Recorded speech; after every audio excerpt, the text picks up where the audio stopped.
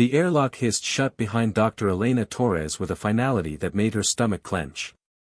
Through the reinforced glass, she could see the faces of the station crew, her colleagues of 3 years, staring back at her with expressions caught somewhere between pity and fear. Quarantine protocols initiated, the station's AI announced in its maddeningly calm voice. Subject will remain in isolation bay for 72 hours pending biological analysis. Elena pressed her palm against the cold glass. Marcus, you know this is ridiculous.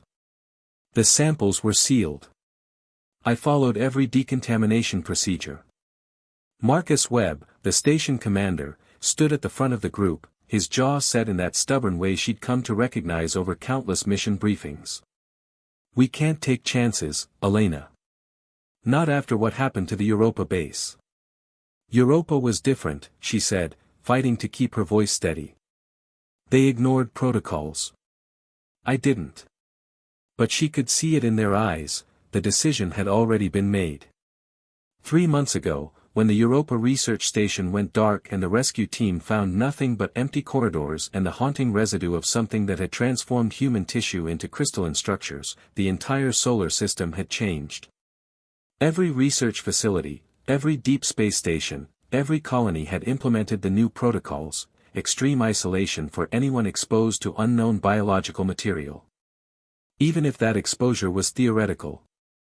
Elena turned away from the window and surveyed her prison.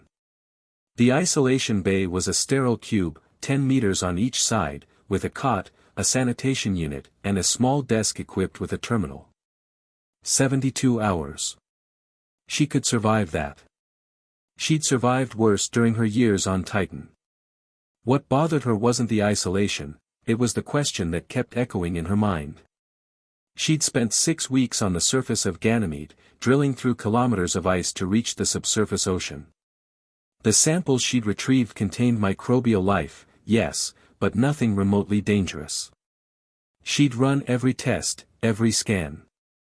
The organisms were simple, primitive, incapable of surviving in oxygen-rich environments, let alone adapting to human physiology. Yet here she was, locked away like a contagion. On the second day, Elena noticed the first anomaly. The terminal in her cell began displaying files she hadn't requested, transmission logs from the Europa base, dated from the weeks before the disaster. She leaned forward, scrolling through the entries with growing unease. The Europa team hadn't ignored protocols. They'd followed them meticulously. The disaster hadn't come from outside contamination. It had come from fear itself. In their panic after discovering crystalline organisms in their water supply, the crew had locked down sections of the station, isolating anyone who might have been exposed. But the organisms weren't dangerous, they were reactive. They responded to stress hormones, to cortisol and adrenaline, transforming inert into active, harmless into lethal. The Europa crew had killed themselves with their own fear. Elena's hands trembled as she accessed the station's internal sensors. There, in the data streams, she found what she was looking for, trace elements in the station's water recycling system. The same crystalline organisms. Not from Ganymede. They'd been here for months, possibly years, dormant and harmless. Until now. She turned to the window, where Marcus and the others maintained their vigil. In the harsh station lighting, she could see the sheen of sweat on their faces, the tension in their shoulders. They were afraid. And in their fear, they were creating the very conditions that would wake the sleeping danger all around them.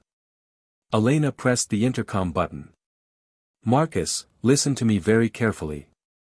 You need to unlock this door. You know I can't do that. You asked me whose safety the locks were for, she said, her voice steady despite the adrenaline coursing through her veins. I have the answer now. They're not protecting you from me. They're protecting me from what you're about to become. She pulled up the data on her terminal and transmitted it to the main control room. The organisms are already here. They've always been here. And they're feeding on your fear. Through the glass, she saw Marcus's face pale as he read the report. His hand moved toward the door controls, then hesitated. The question isn't whether to let me out, Elena said quietly. It's whether you trust science more than you trust fear. The airlock hissed.